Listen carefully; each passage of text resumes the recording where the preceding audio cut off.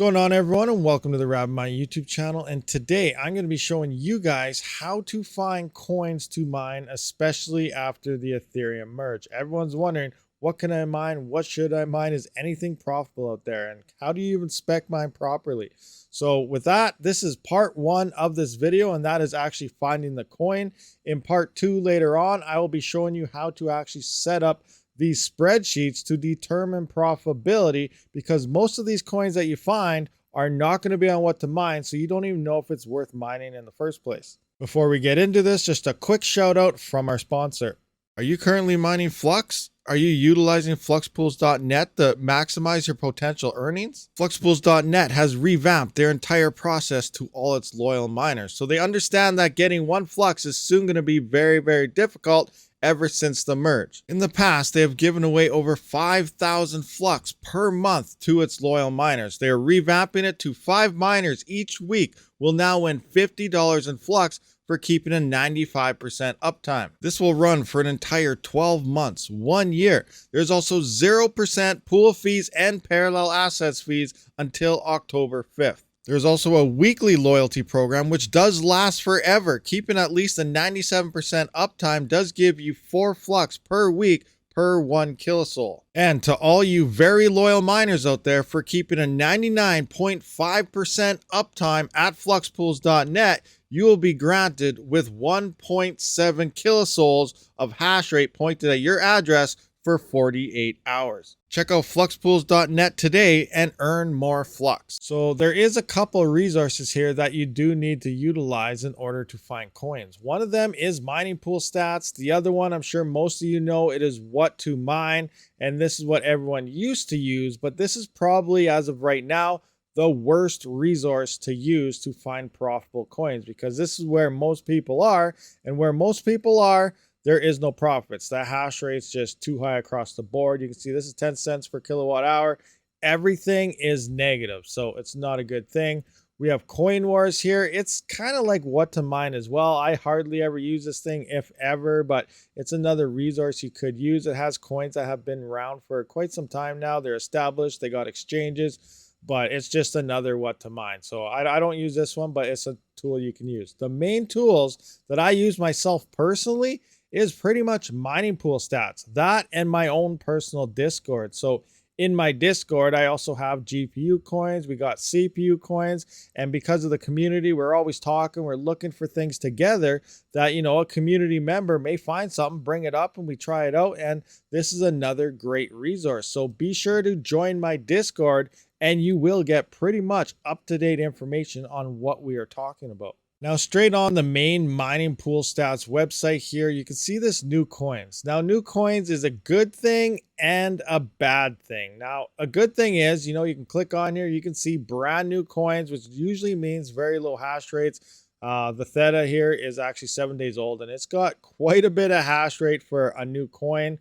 So it may not be in the spec phases anymore, but there's still some other ones. This is one way to look at things and get an idea. Now, a big con here is brand new coins. Scammers and stuff out there know that people are desperate and looking for profits. With that being said, you may have heard of Sheet Coin. You may have heard, there's a couple other coins. I can't remember their names. Sheet Coin rings the bell the most, but there's been quite a few coins over the past year where as soon as you install that wallet, and usually it's a core wallet that Ravencoin kind of uses, a lot of the Ghost Rider algorithm coins use, like Raptorium and everything, Pulsar. There's a lot of coins that use that core wallet, which is Bitcoin-based forked coins.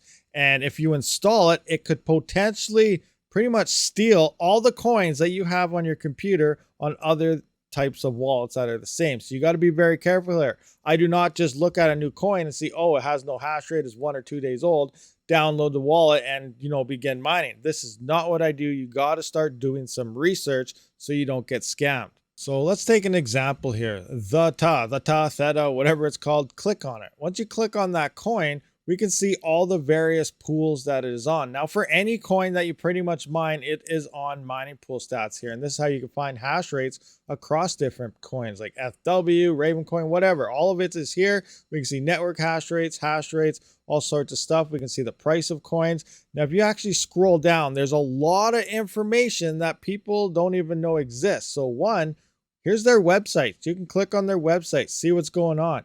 You can join their discords. Every coin now these days pretty much has a discord. Join their discord.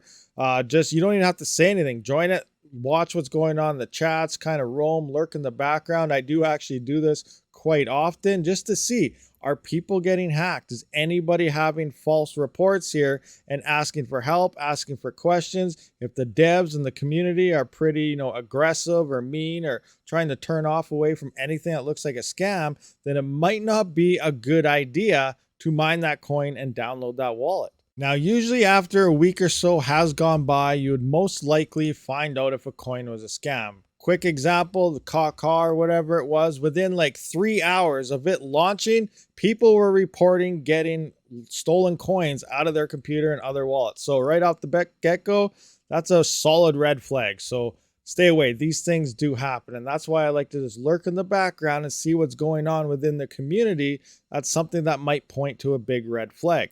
But once everything does seem safe for a while, then I would recommend downloading that wallet, maybe do it through a VM, possibly go to a isolated laptop, try the wallet over there, and then begin mining the coin. Now, just because a coin is new doesn't mean it's going to make you rich or a whole bunch of money. 90% of all these new coins and forks and everything are most likely going to fail and not even make it to the next bull run. So you got to keep these things in the back of your mind. Now, if we go back into mining pool stats, we can look at all sorts of things. Let's look at example ETH hash. So I got jazz miners and stuff. What kind of ETH hash coins are here? Now, if we look, we can see there's actually quite a bit. I bet you guys were unaware that there's this many ETH hash coins. You probably thought maybe there's only 4 or 5 of them. We got Expanse here, Etho Protocol, Metaverse, Calistro, CLO, QuirkChain, ZIL here. But looking at this chart here is another indication. Look at the price on this coin. It's been doing some nice things here. Block times are fairly fast and whatnot. Very low hash rate. This one is actually called octa.space. It's an ETH hash coin, which means depending on the DAG file, I still got to look into it. But if it is below 5 gigabytes, my jazz miners could probably point to this thing. We see that this coin is paying about $71.21 per day. Now, that may not seem like very much, but at the same time, 32.29 gigahash, if I could throw my GPUs as well as my jazz miners on this coin today, because the DAG file will allow it. Again, I don't know if it will. I have not looked into it yet. I'm just doing like quick research myself for you guys live so you see what I'm looking at. I have about, 10% of the hash rate at about 3 to 4 gigahash myself. So that means I would be getting about $7 or so at 10% of this network. So that's not too bad. It's only paying out $71, but 10% of the hash rate is coming from me. Obviously, it doesn't look like anyone else is really mining it. We only have 32 gigahash here. This uses ETH hash. ETH hash we're all familiar with Ethereum, and we know our hash rates and everything. So I could be making $7 or so before power on this coin right now. So if that's enough that will justify your power bill, you may be profitable mining Octospace right now. Another way that I do look for coins is check out the network hash rate. You can adjust this to, search through highest to lowest or lowest to highest. So I have it going from lowest to highest because we're looking for coins that don't have much hash rate on them. Hence, maybe if they're paying a decent amount per day to miners, we may be able to get a decent cut out of it. So I got that set there. We're going to scroll down. You want to look for an algorithm that you kind of recognize here. And I'm just going to keep on going. And then I see, what do we got here? I don't even know. Oh, look at this. RandomX. So RandomX, I'm pretty familiar with. The same as Monero, XMR. Dynasty coin. What the heck is that? No idea. But it is not worth very much. But there's 58K in volume here. So it's actively traded. It's up 500%. And the network hash rate is only like 40.36 kilohash, which means about 3 or 4 Ryzen 3900Xs will pretty much take over this network. So not much hash rate on here at all, and it's up quite a bit. So this may be a coin I should probably check out right now. Well, that is pretty much it, guys. Sorry I didn't have any magical way to show you how to find a profitable coin. It takes a lot of effort, a lot of work, looking through different types of stats and everything. And eventually you just come around and you do find a coin. And like I said, this is part one. In part two, we got to figure out what is the profitability on a coin like this. So I will be showing you how to set this up. We'll figure out, you got to know your hash rates, how much of that coin is being distributed per block to the miners, and then you can figure out your share of that based on your hash rate. And that's what this sheet does do for us across multiple coins. I got this for GPUs, we got some CPUs, a couple ASICs that I do have there.